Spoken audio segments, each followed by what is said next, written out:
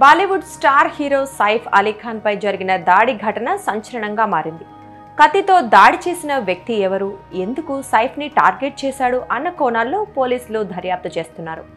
దాడి సమయంలో ఏం జరిగిందో తెలుసుకునేందుకు పోలీసులు ఇంట్లోని సీసీటీవీ ఫుటేజ్ పరిశీలించారు. దుండగుడు సైఫ్ పై తెల్లవారుజామున 2:30 గంటల సమయంలో కత్తితో దాడి చేయగా అంతకుముందు 2 గంటల లోపల ఎవరూ ఆ సొసైటీలోకి వెళ్లలేదని పోలీసులు గుర్తించారు.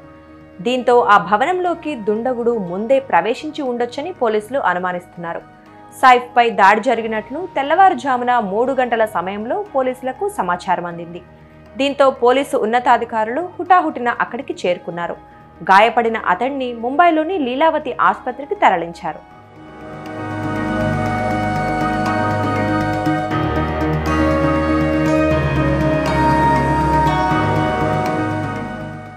ఈ ఘటనకు పాల్పడిన నిందితుడిని పట్టుకునేందుకు పోలీసులు 7 ప్రత్యేక బృందాలను ఏర్పాటు చేశారు.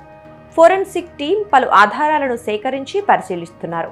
అలీఖాన్ సొసైటీలోని సిబ్బందిలోనే దుండగుడు ఉండొచ్చని పోలీసులు అనుమానిస్తున్నారు. ఈ క్రమంలోనే సైఫ్కు చెందిన 5గురి సిబ్బందిని ప్రశ్నిస్తున్నారు. ఆ సొసైటీ గార్డు కూడా తాను ఎవరిని చూడలేదని చెప్పినట్లు సమాచారం. అసలు ఈ దాడి దొంగతనం కోసమే జరిగిందా లేక వేరే కారణాలున్నాయా అన్న కోణాల్లో దర్యాప్తు చేస్తున్నట్లు పోలీసులు తెలిపారు.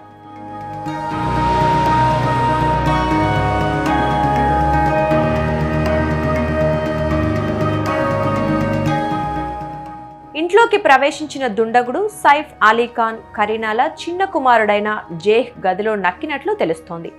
జేహ్ కేర్ టేకర్ అతన్ని చూసి కేకలు వేయటంతో సైఫ్ అక్కడికి రాగా ఇద్దరి మధ్య పెనుగులాట జరిగినట్లు స్థానిక మీడియాలో ప్రసారమవుతోంది.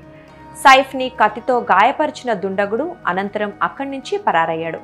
దాడి జరిగిన సమయంలో కరీనా, వారి పెద్ద కుమారుడు తైమూర్ కూడా ఇంట్లోనే ఉన్నట్లు పోలీసులు ధృవీకరించారు. సైఫ్కు వెన్నెముక, మెడ సహా 6 చోట్ల గాయాలైనట్లు పోలీసులు తెలిపారు.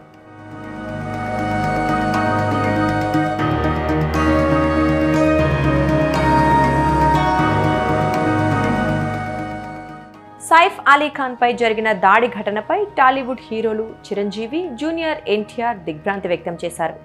ఈ విషయం తెలిసి తాము షాక్ అయ్యామంటూ ట్వీట్లు చేశారు.